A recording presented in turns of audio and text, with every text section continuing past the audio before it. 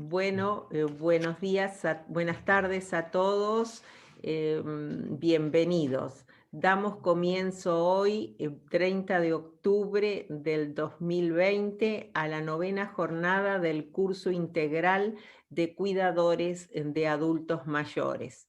Este curso está organizado por PIAN, Grupo de Fomento de Rotary Club de San Justo para la Prevención y Ayuda al Adulto Mayor, y Fundación Prevencor, y se realiza con el auspicio del CER, que es el Centro de Estudios Rotarios y Capacitación. En el día de hoy se desarrollará un tema muy importante, como es el trastorno del sueño y la farmacología en el adulto mayor. Temas que realmente son fundamentales y que nos preocupan mucho. Para ello tendremos una especialista en ambos temas, es la doctora Ivana Lamboglia. Ella es médica especialista en medicina ayurvédica y salud, instructora de yoga. Desarrolla su actividad profesional en la ciudad de Rosario y es miembro del staff de profesionales de consultorios privados de la ciudad de San Justo. Ivana, si ya estás lista, te escuchamos y bienvenida y gracias por participar. Bueno, hola a todos. Gracias por la presentación, Lili. Sí, soy médica psiquiatra, mi formación, después voy a contar por qué aclaro esto, la hice en un psiquiátrico, que es el psiquiátrico más grande de Santa Fe, que es la Colonia de Oliveros, que está ubicada justamente en la localidad de Oliveros de Santa Fe. Y traigo esto porque, si hay algo de lo que aprendí en relación a los trastornos del sueño graves, fue allí, ¿no? Después en mi práctica de consultorio, fui evaluando otras situaciones, otros contextos que aparecían de igual modo los trastornos del sueño y la polifarmacia.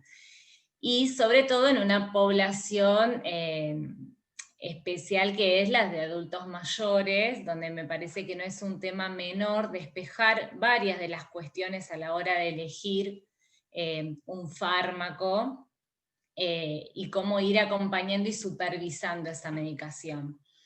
Yo armé como unos puntos, en realidad como disparadores, que para mí eran importantes a la hora de pensar en aquellas personas, ya sean acompañantes terapéuticos, cuidadores, asistentes geriátricos, digamos que acompañan a los adultos mayores, o así también a los familiares, ¿no? O cualquier grupo de apoyo de una persona que está recibiendo fármacos que me parece que deben saber o estar al tanto.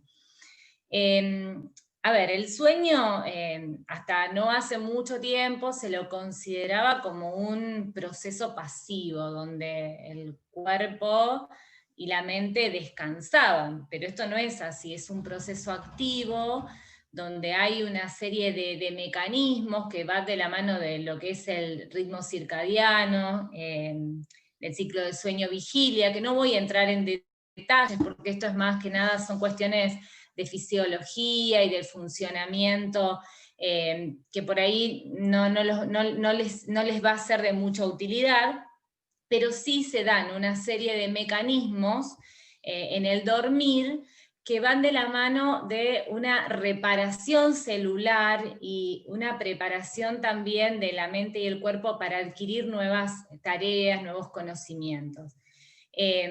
Todos hemos pasado por algún momento donde hemos tenido algún trastorno del sueño y sabemos que nuestro funcionamiento energético y vital no es el mismo. Es decir, necesitamos algunas personas funcionan con más horas de sueño, otras con menos, pero entre 6 y 8 horas es lo indicado para que un cuerpo y una mente funcionen relativamente dentro de lo que se espera por una actividad diaria activa. Cuando estos trastornos del sueño, a ver, nosotros los podemos dividir a los trastornos del sueño en transitorios o permanentes. Los trastornos del sueño transitorios generalmente aparecen ante situaciones puntuales que podríamos llamarlas estas crisis vitales, alguna pérdida, un duelo, alguna situación que desencadene el estrés, que son transitorios y que durante un tiempito pueden estar, pero se corrigen. ¿Sí? Esos son lo que podríamos llamar transitorios. Hay otros que son permanentes, que pueden ir más de la mano de lo que es alguna cuestión patológica.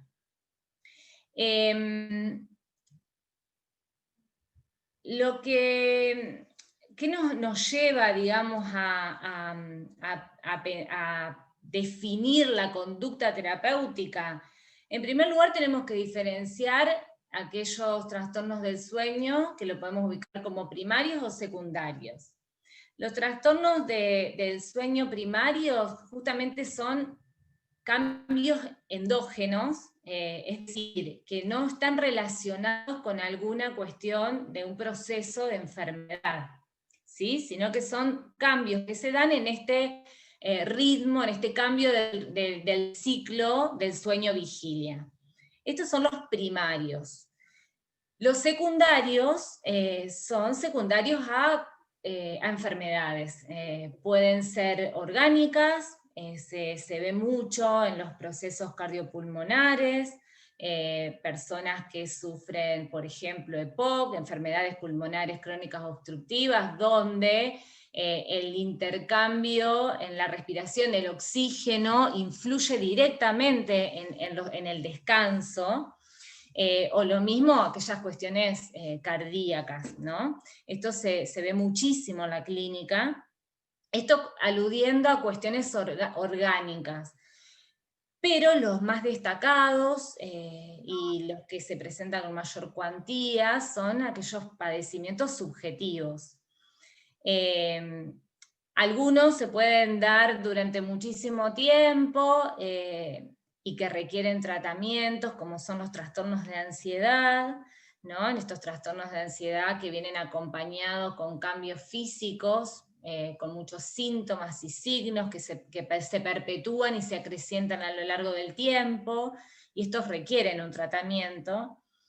Pero los más graves son los que se presentan de forma aguda, como son las crisis psicóticas, los trastornos depresivos graves, pacientes con una demencia, puede ser senil o Alzheimer, pero que tienen mucha dificultad en lo que concierne al preservar el descanso.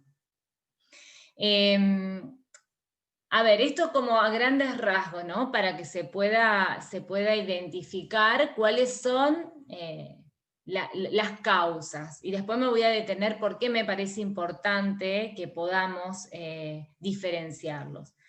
Siempre hay que intentar, en primera medida, a la hora de tomar una conducta terapéutica, corregir cuestiones de los hábitos, ¿no? De cada persona. Es decir, cómo es su alimentación, a qué hora cena. El cenar temprano y alimentos livianos hacen que el cuerpo se predisponga a un reposo mucho más satisfactorio. Tenemos que tener en cuenta que es algo que no lo hacemos, que el hígado de noche no debería funcionar, debería descansar. Está a las 11 de la noche, el hígado entra en un estado de reposo. Entonces cuando nosotros lo cargamos con alimentos copiosos, con alimentos ricos en proteínas, principalmente proteínas animales, que sabemos que la digestión y el metabolismo lleva mucho más tiempo, más prolongado, y exige mayor funcionamiento de nuestros sistemas, hace que nuestro cuerpo lo exponemos a que trabaje contra su voluntad, digamos, ¿no? Nuestro cuerpo es una máquina perfecta, Pero bueno, debemos conocer esto. ¿Por qué? Porque muchas veces cuando comemos tarde, acá en Argentina, a diferencia de lo que pasa en otros países del mundo, se come muy tarde, 11 de la noche, 12 de la noche. Es una locura. Deberíamos desayunar cuando sale el sol y deberíamos cenar cuando se esconde el sol, ¿no? Siguiendo un poco los ritmos de la naturaleza. Y esto pasa lo mismo con los horarios de descanso. ¿Y por qué digo esto? Porque muchas personas no lo toman en cuenta, y es muy importante que por ahí, corrigiendo cuestiones indispensables como ser el horario, la calidad del alimento, disminuir las pantallas. Muchas veces lo último que hacemos antes de irnos a dormir es ver un celular, y lo primero que vemos es el celular. Entonces tenemos hábitos que se van tornando cada vez, van captando todas las esferas de nuestra vida, ¿no? Y van alterando las funciones de nuestros órganos y sistemas. Parece una tontería, pero realmente hace a nuestra calidad de vida, ¿no? Y también a nuestros procesos de salud. Entonces, en un primer momento lo que habría que corregir son estas cuestiones, y sigue permaneciendo el insomnio. Yo siempre le recomiendo a los pacientes ponerse un mantra, algún sonido relajante, les enseño algunas técnicas de respiración, que eso es como que ayuda a calmar el cuerpo y lo va predisponiendo, ¿no?, al descanso. Pero bueno, puede pasar que tomando todas estas medidas no funcione y siga persistiendo el insomnio. Y ahí tenemos que empezar a ver otras cuestiones. A mí en lo personal, y esto hablo de mi práctica, digamos, como médica psiquiatra, me pasa que no he hecho estudios estadísticos, ¿no? Pero me atrevo a decir que el 90% de los pacientes que consultan están medicados con ansiolíticos desde mucho tiempo. Y mi tarea ha sido, en la mayoría de los casos, empezar bajando medicación para poder empezar a trabajar, ¿no? Porque bueno, yendo un poco más a la farmacología, se puede trabajar con benzodiazepinas o con hipnóticos. Tienen dos particularidades un tanto disímiles. El ansiolítico, que es ampliamente conocido, seguramente todos han escuchado hablar del clonazepam, del lorazepam, del Alplax. Son muy buenos medicamentos. En esto yo siempre digo que no hay que demonizar a la medicina alopática y a la farmacología en general, porque bueno, ha salvado muchas vidas y ha mejorado la calidad de vida de mucha gente, pero hay que hacer un uso consciente, racional. Y me parece que lo más importante, y esto sí, para todos los profesionales, trabajarlos articuladamente. En mi práctica en San Justo, que es donde yo trabajo hace muchos años, la verdad que he tenido como muy buenas experiencias en relación a trabajar con mis colegas, en relación a las devoluciones y al trabajar en equipo. Y al poder un poco concientizar también al resto de los profesionales que no han formado en salud mental, porque es un terreno que muchos médicos se animan a incursionar, el tema del psicofármaco, muchas veces desconociendo las implicancias y los efectos secundarios que tienen, ¿no? Entonces, volviendo al tema de los ansiolíticos y a los hipnóticos tienen una particularidad que justamente, como la palabra lo dice, ayuda a conciliar el sueño. Entonces se puede utilizar muchas veces en aquellas personas que están atravesando una situación de insomnio por alguna situación puntual, no sé, rendir un examen, alguna situación de estrés muy puntual por algún trabajo, situaciones puntuales, que no deberían extenderse su uso más allá de los 3 meses. Lo mismo con las benzodiazepinas, son para tratamientos cortos, no hay estudios que evidencien que sea benéfico el uso de benzodiazepinas más allá de ese tiempo. Sin embargo, se usan durante años, muchos años. se justifica en cuestiones como padecimientos subjetivos o trastornos de salud mental graves, pero no en todos, ¿sí? ¿Por qué? Porque las benzodiazepinas tienen algunas particularidades que me parece que la población debe conocer, y eso es otra de las cosas que hago en el consultorio y con mis pacientes, es empoderarlos en relación a lo que están tomando, a que pregunten. ¿Por qué estoy tomando esto? ¿Qué efecto voy a obtener? ¿Qué efecto secundario puedo llegar a tener? ¿Por qué? Porque muchas veces lo desconocen, y es importante a la hora de que cuando un paciente va a tomar una medicación sepa qué está tomando. Las benzodiazepinas tienen efectos secundarios a corto y a largo plazo. Los de corto plazo, algunos son los que buscamos, ¿no? Disminuir los niveles de ansiedad, facilitar el descanso, algunos funcionan como miorelajantes, entonces eso habilita también a mejorar la calidad del sueño. Pero a largo plazo tienen otros, como ser, adquieren tolerancia, es decir, que pasado un tiempo se necesita mayor dosis de ese medicamento para obtener el efecto que se buscaba. Adquiere dependencia, las personas de pasado un tiempo lo relatan, lo refieren que no pueden dejar de tomar el medicamento.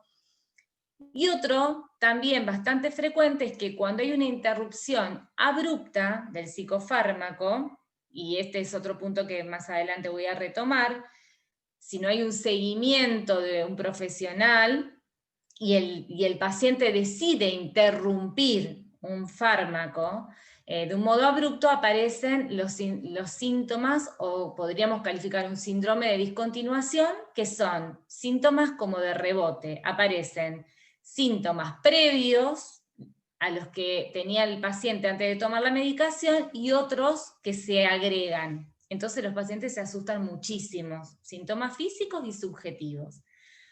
Esto a grandes rasgos, no me voy a meter en clasificaciones de psicofármacos, porque esto me parece que no tiene demasiado sentido. Sí hay algunos... Ivana, Sí, y perdón, sí. para que quede claro, a lo mejor estaría bueno que nombres algunos psicofármacos para que todos, ¿cuáles son los psicofármacos? Bien. Las benzodiazepinas, perdón. Bien, las más perfecto. comunes que muchas veces tienen los adultos mayores. Perfecto.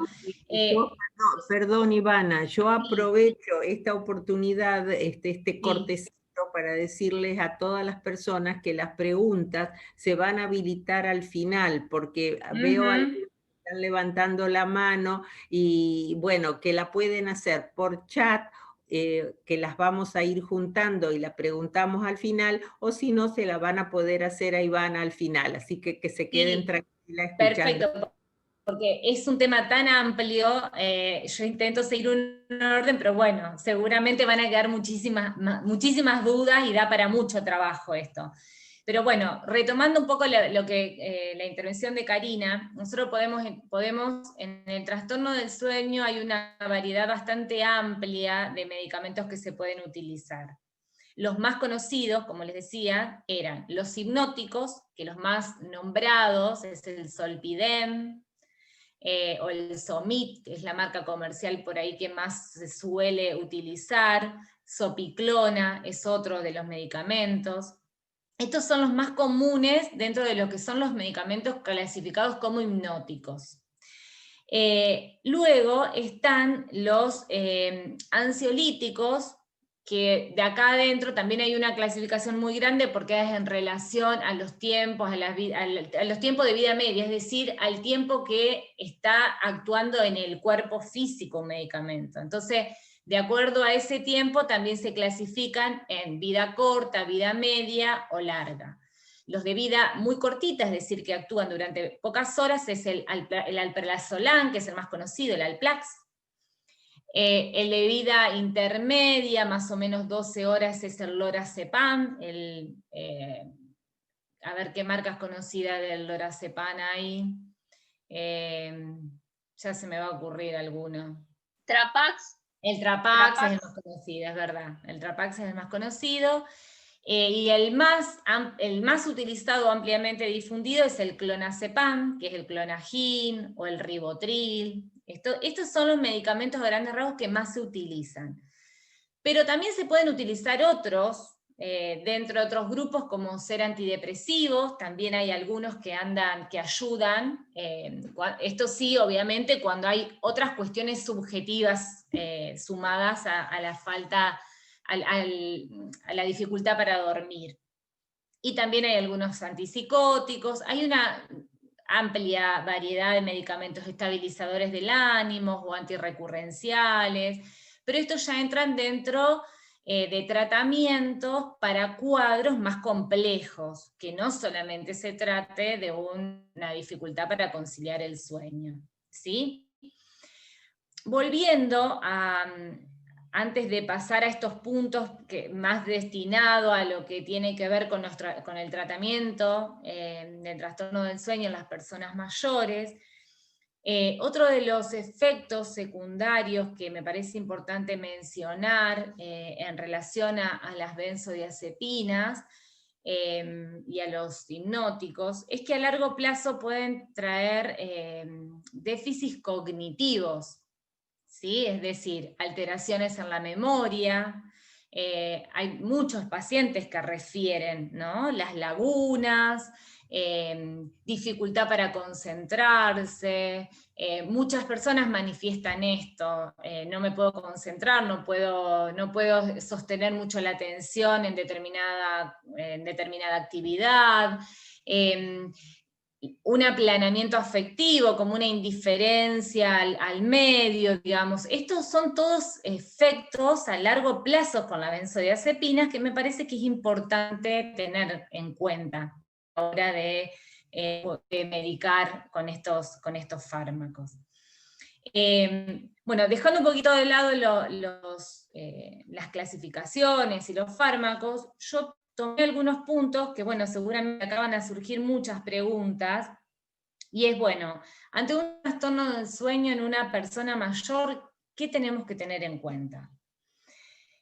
Lo primero y principal es conocer la etiología, es decir, si es un trastorno del sueño primario, como habíamos dicho antes, si es solamente una cuestión de algún trastorno en el ciclo sueño-vigilia, que esto seguramente aparece en un estudio que lo indicó un neurólogo, que tiene que ver con un encefalograma, con una técnica específica que es para ver cómo funciona el ritmo en el ciclo del descanso.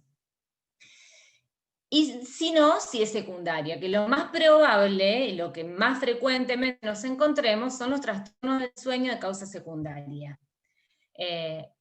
Primero, porque en la medida que va pasando los años, vamos durmiendo menos, ¿sí? Entonces eso también es una realidad, y a la vez se van agregando cuestiones orgánicas.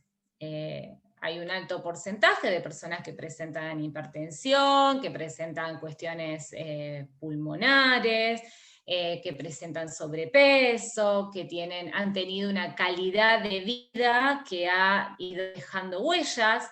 El fumar, bueno, el cigarrillo, que bueno, es un amplio tema y es una causa muy frecuente también, ¿no?, de los trastornos del sueño.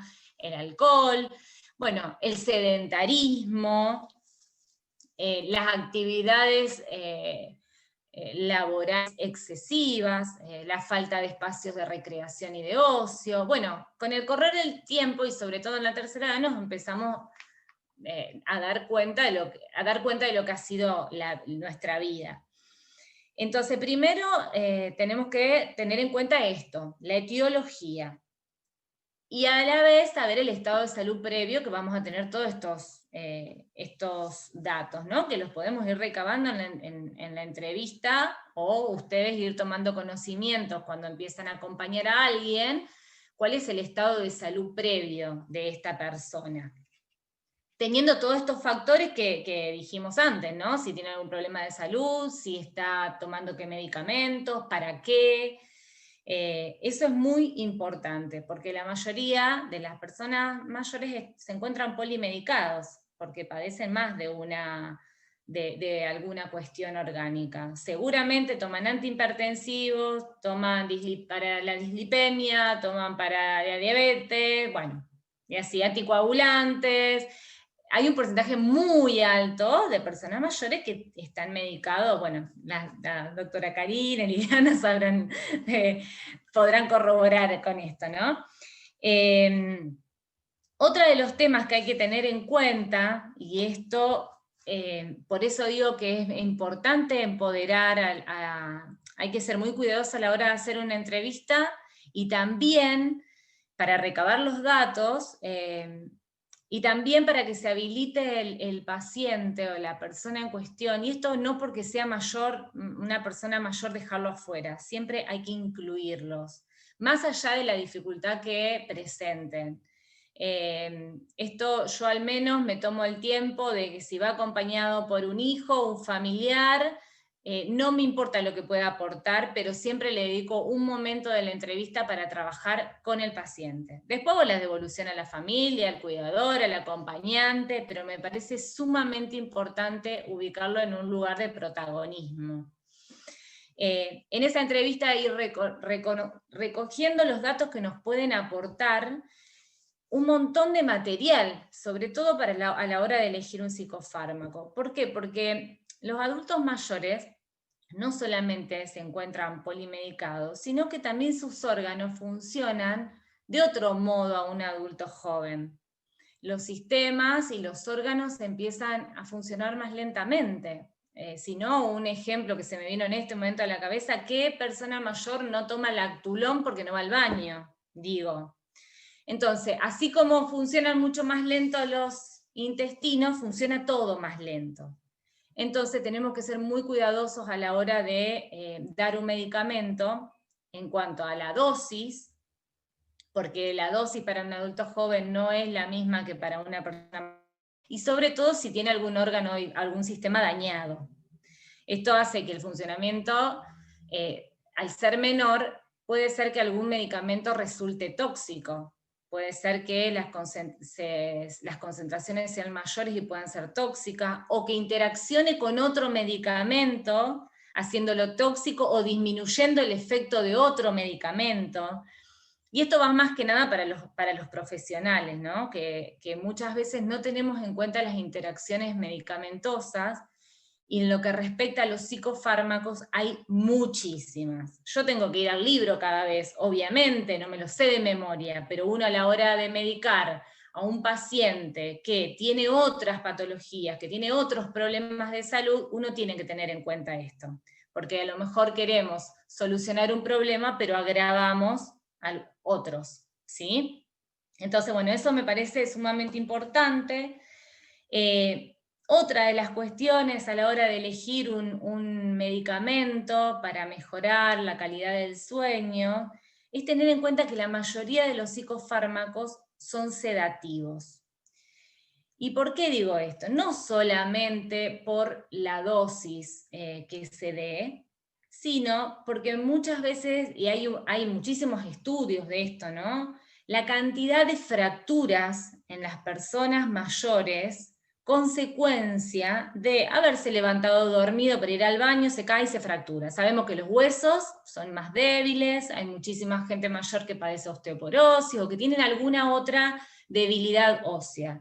Y también sabemos que la recuperación es mucho más compleja y hay un alto porcentaje de muertes de personas mayores por sobreinfecciones o porque no se pueden recuperar de esos traumatismos que una persona joven lo puede hacer.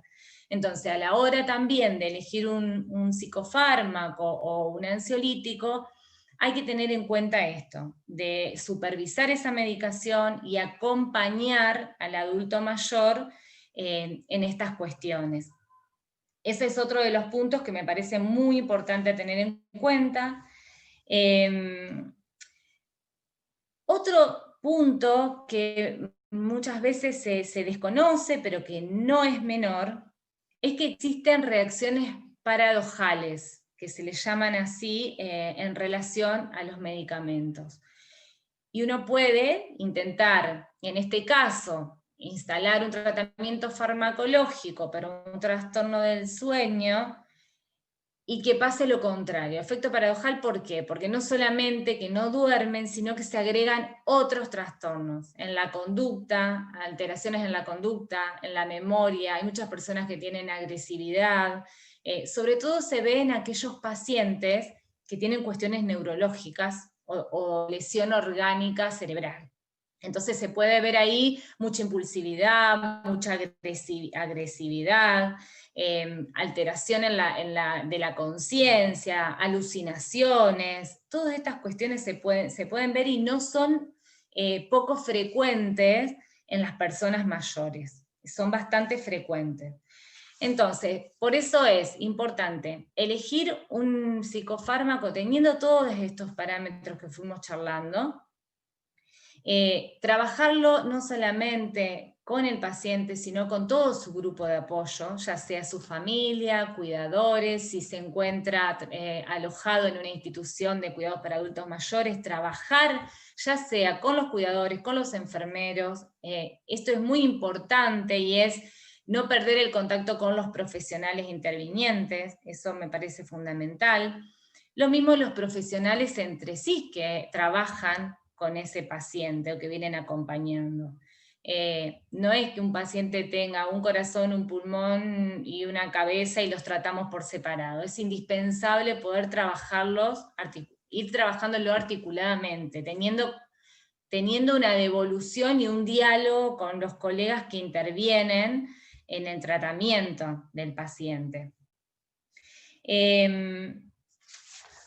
Bueno, eso es muy importante. Y otro de los temas que yo lo marqué como también muy importante es que ningún psicofármaco, porque no pasa con otros medicamentos, pero sí con los psicofármacos, ninguno debe ser interrumpido abruptamente. Siempre requieren un seguimiento y una titulación, ya sea para iniciar como para retirar un psicofármaco. Y esto es muy importante porque hay un porcentaje muy grande de pacientes que hacen interrupciones abruptas de la medicación con consecuencias muy complejas, porque los síntomas son muy marcados, pero por desconocimiento, y piensan que no pueden estar sin la medicación, que al intentar dejarlo volvieron todos los síntomas. Entonces hay que trabajar en que no se trata de eso. Cuando nosotros indicamos un tratamiento, sabemos que van a actuar sobre todo los psicofármacos con determinados neuroreceptores, que los van a bloquear o lo van a estimular, pero justamente ese es el objetivo, y tiene que ser gradual, tanto cómo se titula como se retira esa medicación. Bueno, estos son más o menos los puntos a grandes rasgos que a mí me pareció como para empezar a trabajar y a ver si funcionaba como disparador a dudas o distintas preguntas que por ahí tengan o quieran hacer, y que con mucho gusto, si puedo, las voy a ir respondiendo. Es un tema muy amplio, lo que pasa que lo limité para la finalidad del curso, ¿no? Y de la charla. Así que bueno, los escucho. Bueno, mira, las preguntas, había dos preguntas, una creo que ya en el curso de la charla la respondiste. Alguien que pregunta si los ansiolíticos por mucho tiempo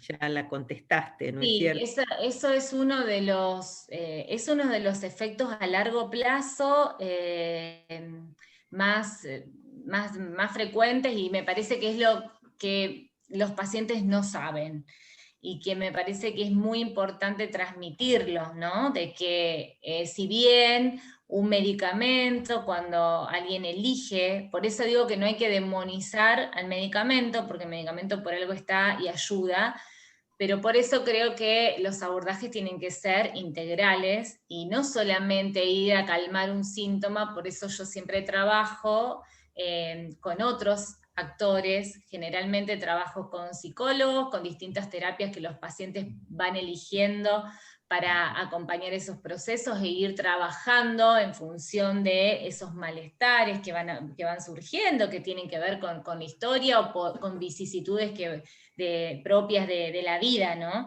Entonces es muy importante que ese medicamento vaya acompañado de un trabajo. Y ese trabajo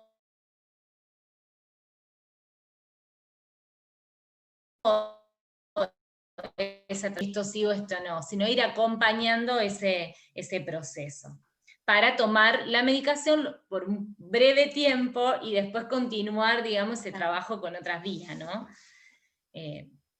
Un poco eso. Bueno, otro comentario es lo que surgió acá, dice que una paciente que una persona cuida, a pesar de tomar clonazepam y Somit, no puede conciliar el sueño. Bueno, también hay trastornos del sueño que son muy marcados y que a veces los ansiolíticos y los hipnóticos per se no funcionan. Entonces hay que recurrir a otros tratamientos, ahí entramos ya en otro grupo de psicofármacos, como son los estabilizadores del sueño, antidepresivos, antipsicóticos, pero bueno, ahí hay que hacer una evaluación, ¿no?, de esa situación particular y conocer cuál es su cuestión clínica para poder definir si es que esa medicación no está funcionando por alguna otra causa. De todos modos, intento no mezclar, al menos desde mi práctica, ansiolíticos con hipnóticos. Uso uno u otro. Pero bueno, eso es para ir a trabajar en esa situación. No puedo explayarme más porque no la conozco. Preguntan si hay alguna medicina alternativa, como las hierbas, que puedan tener algún efecto como los medicamentos y, bueno, explicar sí. Dentro de la medicina holística, sí, hay muchísimo para el descanso, digamos. En principio, esto que hablábamos antes, ¿no? Las técnicas de respiración, meditación, ayudan mucho. Con respecto a las hierbas, se pueden preparar té, conocemos muchas hierbas como son la pasionaria, pasiflora, lavanda, el tilo. De hecho, en las farmacias, hay muchas farmacias que venden los comprimidos, no sé si han escuchado, pero hay comprimidos de venta libre que contienen esta mezcla de hierbas. Yo les aconsejo que las compren en la dietética, y hagan un puñadito de pasiflora, un puñadito de lavanda, un puñadito de cada uno y se hacen una infusión y la pueden empezar a tomar al atardecer como para empezar a modo de infusión, ¿no? Como a bajar los decibeles. Y funciona. También el melatol, que es la melatonina, sabemos que es lo que nos brinda el sol. Bueno, también vienen comprimidos de melatonina y se puede tomar, es de venta libre, no tiene ninguna interacción con ningún psicofármaco, también se puede utilizar.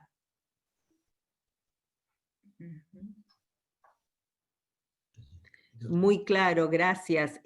Hay otro comentario que dice que los factores psicológicos, los factores económicos, el estrés, influyen con los trastornos del sueño, ¿no es cierto? Totalmente, son los primeros. Cuando uno está atravesado por una situación de estas características y bueno, teniendo en este contexto de pandemia, yo lo que más he estado viendo son los trastornos del sueño. Lo primero que se altera es el apetito, hay gente que come más, otra gente que no come, y el descanso, ¿no?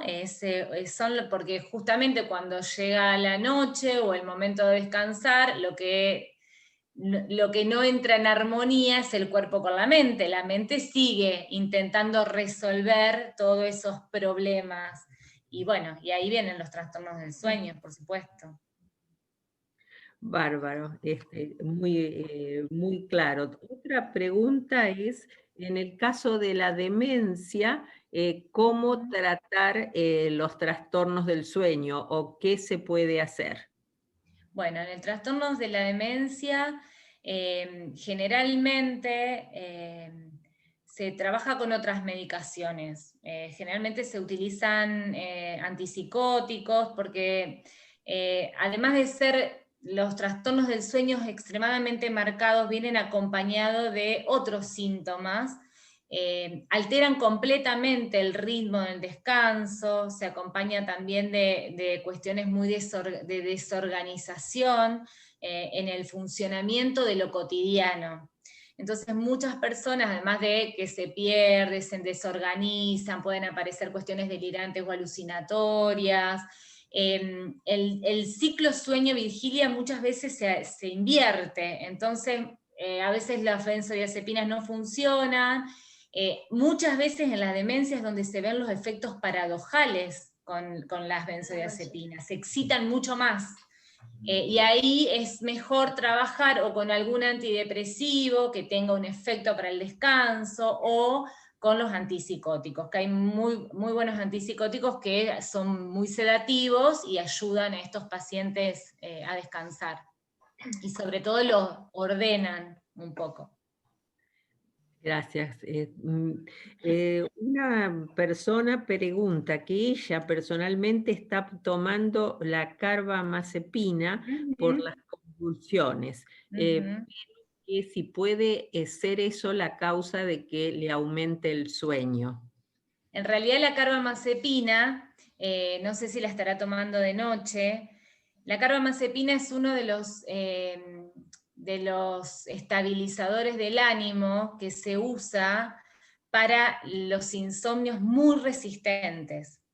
Si bien es un estabilizador del ánimo y un antirrecurrencial, es decir, se usa para las epilepsias, pero también se usa en trastornos como por ejemplo la bipolaridad, donde hay mucha excitación, anda muy bien para regularizar el descanso. Entonces, en los insomnios muy resistentes, la carbamazepina es una opción que usamos los psiquiatras para descansar, así que es posible que le aumente el sueño. El tema es que si le da sueño durante el día, quizás tenga que evaluar con su terapeuta que le cambie el horario de la toma y que la pueda tomar a la noche. Pero bueno, eso sería una consulta a hacer con su terapeuta. Otro comentario, Ivana dice de evitar el café, el té negro, el mate, y también que puede ayudar hacer una siesta de media hora y hacer actividad física. Sí. Otra pregunta que no la entiendo totalmente, pero a ver, quizás vos sí. A ver. ¿Cuál es la mejor fase del ciclo del sueño? Claro, porque el ciclo del sueño tenemos el ciclo del REM y no REM, es el superficial y profundo. Por eso esta de la siesta de media hora es para no entrar en el no REM, en el sueño profundo, porque ahí invertimos los ciclos. Entonces, durante la noche va alternando el ciclo REM-no REM. Pasamos del sueño superficial al profundo, y eso es lo que se ve en los gráficos cuando se hace un electroencefalograma, que vemos todas estas curvas. En la fase profunda es donde aparecen los sueños. Por eso siempre se recomiendan siestas cortas, para no entrar en la fase profunda del sueño. Siempre se recomienda media horita, 40 minutos, no más de eso, que es el tiempo en que cambia a un sueño profundo. Y con respecto a los estimulantes, sí, durante la noche el café, el té, el mate son todas sustancias estimulantes que habría que poder evitarlas. Buscar más, cuestiones más tranquilas. Sí, Cari. No, está muy bueno dentro de la charla, que me parece que profundices la parte de lo que es higiene del sueño. Me gustó mucho cuando empezaste a hablar de la actividad del hígado y de la actividad de cómo todo nuestro organismo se va recuperando en el sueño. Y muchas veces, y esto lo explicamos en otras charlas que se dieron, en los hogares a donde cuidan adultos mayores, se empieza muy temprano, por ejemplo, a las 5 de la mañana, y a veces se los despierta o a veces se les da de comer con horarios cambiados. Entonces es fundamental, digamos, para que ellos también concilien el sueño, esa higiene del sueño que le decimos. Si vos podías a lo mejor profundizar un poco de lo que necesita nuestro organismo. Sí, en realidad esto es lo que nuestro organismo está como decía hoy, es una máquina que funciona perfectamente, no tiene horarios. Así como a las 11 de la noche deja de funcionar el hígado, ahí entran a funcionar otros órganos. Por ejemplo, los pulmones, en la oxigenación, también a la noche, y desde las 5 de la mañana a las 7 de la mañana funcionan los intestinos. Ustedes se habrán dado cuenta, el que tiene un ritmo evacuatorio normal, que normal es ir, para los orientales, ir 2 veces al baño por día, mañana y tarde, cosa que en Occidente pasa muy poco, y vos cuando le preguntás a una persona, me pasa mucho en el consultorio, ¿cómo es tu hábito evacuatorio? Normal, ¿cada cuánto vas al baño? Y cada 3 días. O sea, imagínense que todo eso queda, esos residuos, son toxinas que quedan en nuestro cuerpo, son toxinas que nos enferman, que nos hacen daño, o sea, los dolores, las contracturas musculares, todas los eczemas en piel, todas las alergias, las atopías, bueno, tiene que ver justamente por los desarreglos que nosotros hacemos a nuestro cuerpo, lo que nosotros ingresamos a nuestro cuerpo. Entonces, corrigiendo algunas cuestiones de nuestra vida diaria, como por ejemplo, una cena temprano, un desayuno tardío, más allá de que nos dicen las 4 comidas diarias, es muy importante el desayuno tardío. ¿Por qué? Porque le damos tiempo al intestino que haga todo este trabajo de eliminar las heces, las toxinas, los restos que trabajó desde la última comida. Uno cuando come al mediodía, a las 18 horas tiene que hacer la evacuación de esa última comida. Es decir, lo que comí al mediodía van a ser las heces de la mañana siguiente, ni bien me levante. Presten atención que entre las 5 y 7 de la mañana, si se llegan a despertar, tienen movimientos intestinales. El que le funciona bien el intestino, va a la mañana al baño, en general. Y si le funciona muy bien, también va a la tarde. Pero ¿qué pasa? Para eso tenemos que darnos tiempos, y los ritmos de vida que tenemos, no le damos tiempo a nuestro cuerpo. No le damos el tiempo para eliminar los desechos, para alimentarlo bien. Generalmente estamos, no solamente que comemos tarde, sino que comemos mirando y escuchando noticias, muertes, asesinatos, comemos mirando el teléfono, comemos generalmente cuestiones procesadas, lo más fácil, vamos, compramos las patitas de pollo y las ponemos al horno, nos olvidamos de cocinar, de elegir el alimento que vamos a comer, cómo vamos a combinar los alimentos. Bueno, todo esto hace a la calidad del funcionamiento de nuestro cuerpo.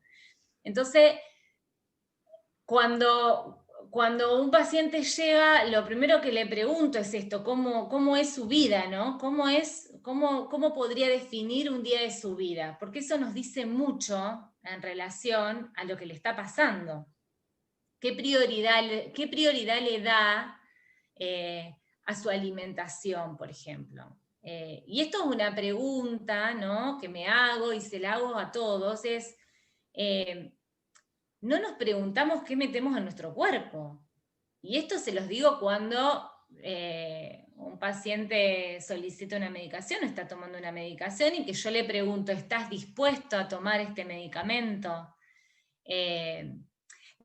Me parece que eso es importante, empezar a generar más preguntas en los pacientes. Esto es una tarea de nosotros como profesionales de la salud, empoderar a los pacientes para también que puedan empiecen a ser actores de los principales de lo que les está pasando. No es que es algo que viene desde afuera, muchas veces lo hacemos nosotros mismos con nosotros.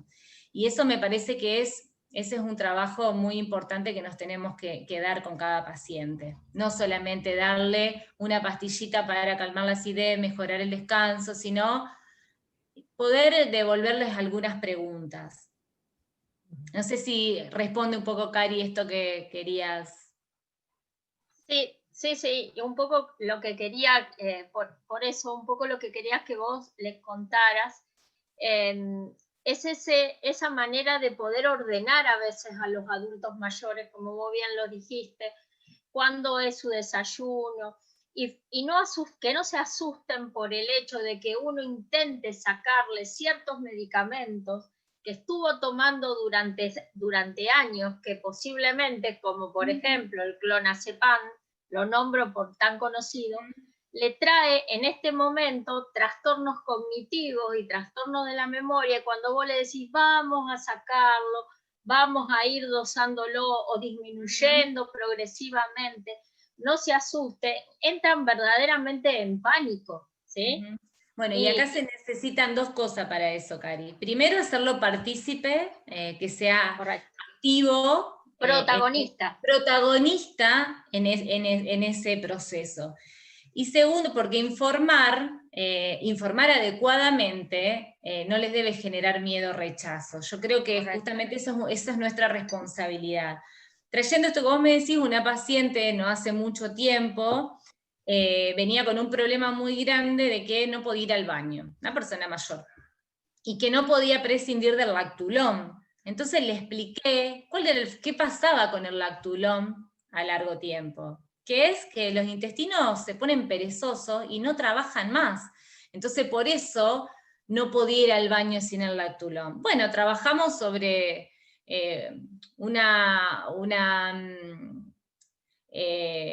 se llama ruticharia, que es un preparado oriental que lo usan mucho los hindú para poder regularizar el hábito evacuatorio, que es con ciruelas, pasas y almendras, nada más que eso. Y a los 15 días cuando la veo me dice, me cambió la vida, Ivana, yo no volví a tomar más el Lactulom. Y bueno, y fue muy importante esto, ¿no? Porque digo, justamente es empezar a trabajar en desmitificar cuestiones que ya se dan por hecho, o no puedo estar sin esto, lo voy a necesitar se usa mucho esto, ¿no? Yo tengo muchos pacientes que llegan y lo voy a tener que tomar de por vida. De por vida. Bueno, lo primero es armar eso. Hoy lo necesitas, esto es a trabajar y veremos cuánto tiempo, pero de por vida yo no digo nada que sea de por vida. Me parece que las palabras, cómo las usamos, también influyen en la adherencia o no de los pacientes a los tratamientos. Primero tiene que haber palabras y después hay que usarlas correctamente y bien.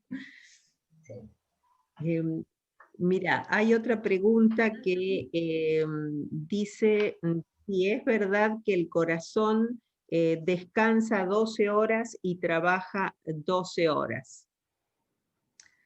No sé, Karina, a ver vos en esta. No, el corazón trabaja las 24 horas. El corazón trabaja las 24 horas. Lo que pasa es que una cosa es que trabaje con un cuidado. Es muy diferente cómo trabaja el corazón si yo me voy a dormir, a descansar, teniendo en cuenta todo esto de lo que estuvimos hablando, así me voy después de una jornada laboral de 14 horas, donde no comí, donde hace 2 días que no duermo, bueno, obviamente que ese funcionamiento es excesivo, pero no, el corazón trabaja las 24 horas.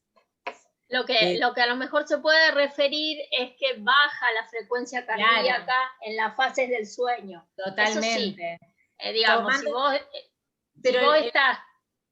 Sí, decí, Cari. No, lo que quiero decir, por ejemplo, si vos normalmente durante el día tenés una frecuencia cardíaca de 80, cuando estás durmiendo baja una frecuencia cardíaca de 60. Pero bueno, simplemente... Pero eso fluctúa a lo largo del día miles de veces, te dieron una mala noticia, te tomás la frecuencia cardíaca y tenés 130, ¿no? Sí. Entonces, bueno, es así, nuestro cuerpo va teniendo estímulo-respuesta de acuerdo a lo que vamos también vamos atravesando. El corazón es uno de los órganos que más está estimulado por adrenalina y noradrenalina. A diferencia... Por eso en los ataques de pánico lo primero que se siente es la sensación de muerte inminente. El corazón, las palpitaciones y el latido es percibido de ese modo. como Correcto. la muerte, ¿no? Sí, lo que yo quería agregar es con el EPOC, que eso está muy bueno lo que vos dijiste, digamos, la enfermedad pulmonar obstructiva crónica y las apneas. Las apneas del sueño. Es uno de las causas secundarias más importantes de insomnio. Y generalmente los neumonólogos están trabajando muy bien con estos aparatos que se llaman CPAP, que les dan oxígeno. No obstante eso, es complicado dormir con el aparato, pero bueno, eso es evidentemente necesitamos ese oxígeno para también dormir adecuadamente, ¿sí? Ya sea la parte cardíaca y la parte pulmonar. Hay otra pregunta más, pero es de nuestra amiga Hortensia, así que Hortensia, pregunta cuál es tu duda con respecto a la última etapa del sueño. El micrófono, Horte. Sí, cuando me refiero a esa última etapa del sueño es si puedes captar información mientras está dormida, porque hay personas que dicen que están dormidas en esa fase final y captan ruido del exterior. ¿Qué me puedes decir? Bueno, ahí también hay otro trastorno del sueño, así como tenemos el insomnio, tenemos la hipersomnia, que son aquellas personas que se quedan dormidas en cualquier lado, no es tan común, pero se quedan dormidas.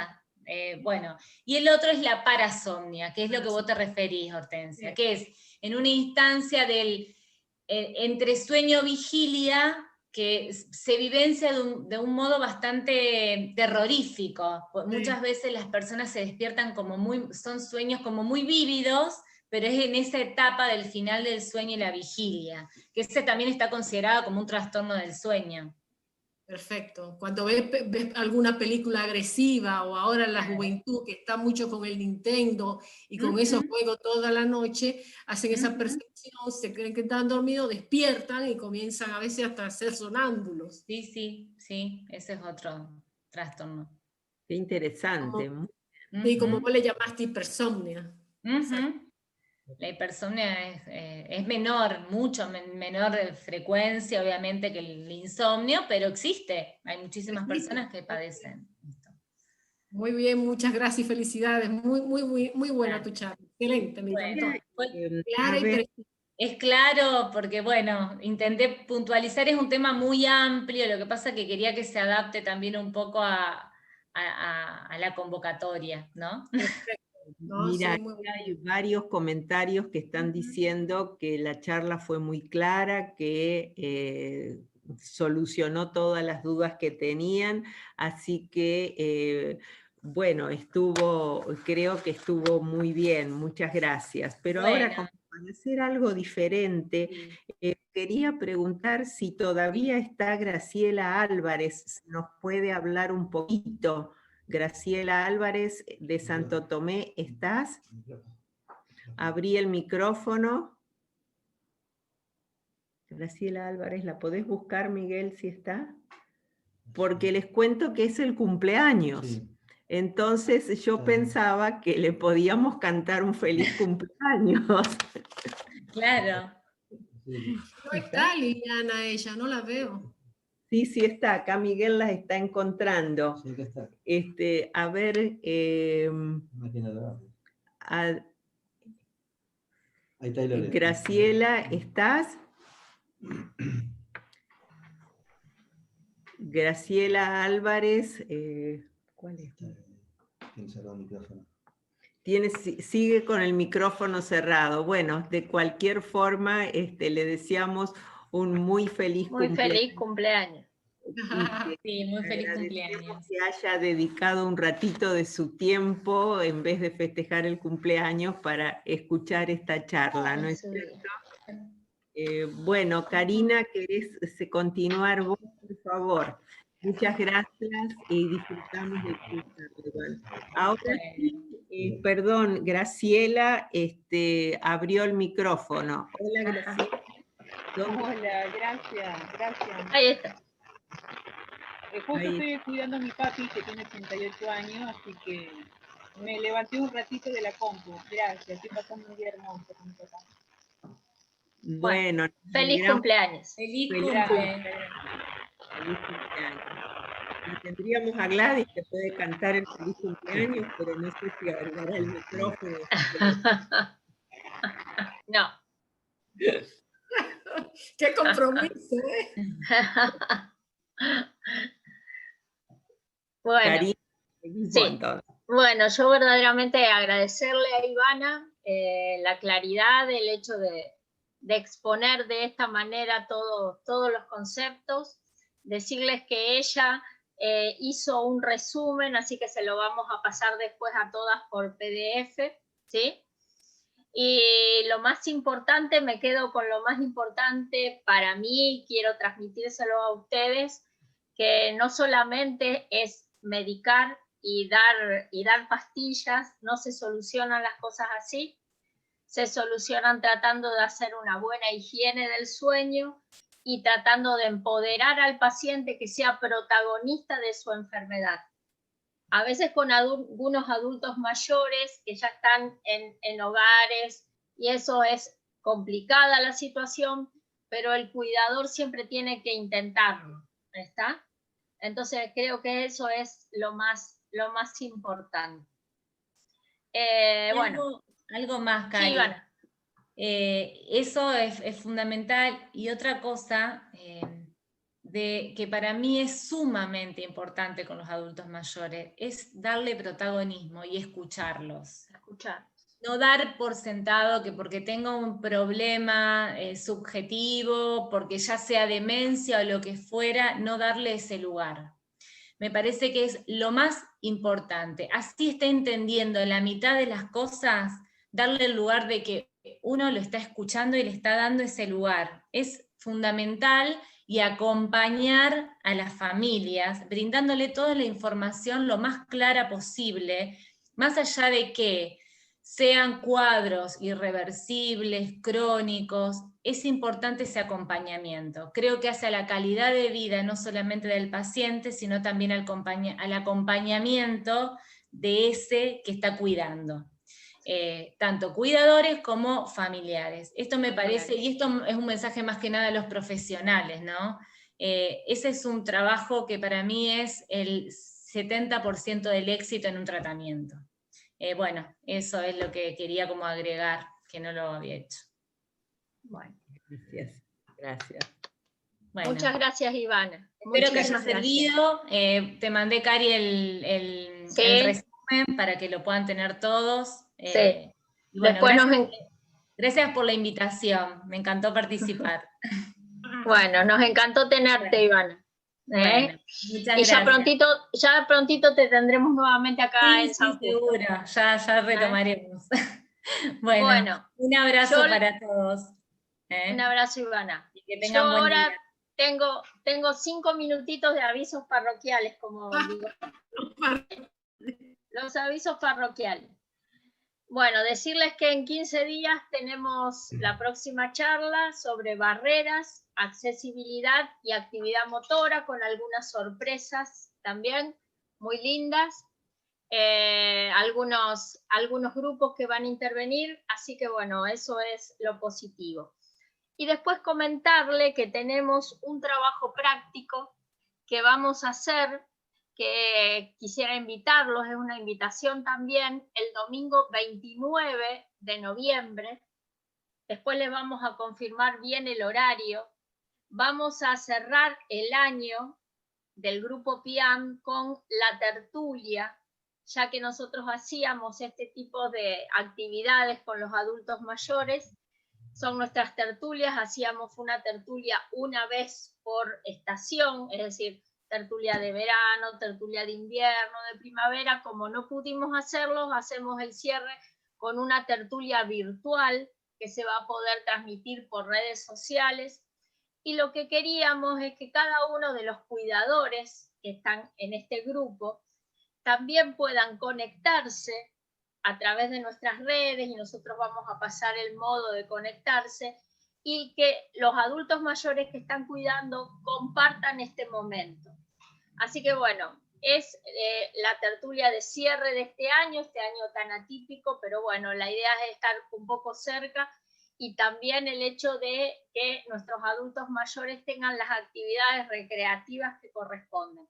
Por eso la próxima charla también va a ser también sobre actividades recreativas y actividades motoras.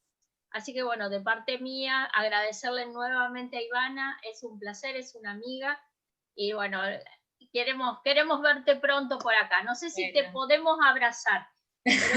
Abrazo y beso a la distancia. Antes que el codo, prefiero la plegaria, les aclaro. Me gusta mucho más. Un abrazo virtual. Un abrazo virtual. Un abrazo y un beso virtual, Iván. Bueno, un abrazo para todos. Gracias por la invitación. Buen fin de semana. Chao. Igualmente. Chao, chao.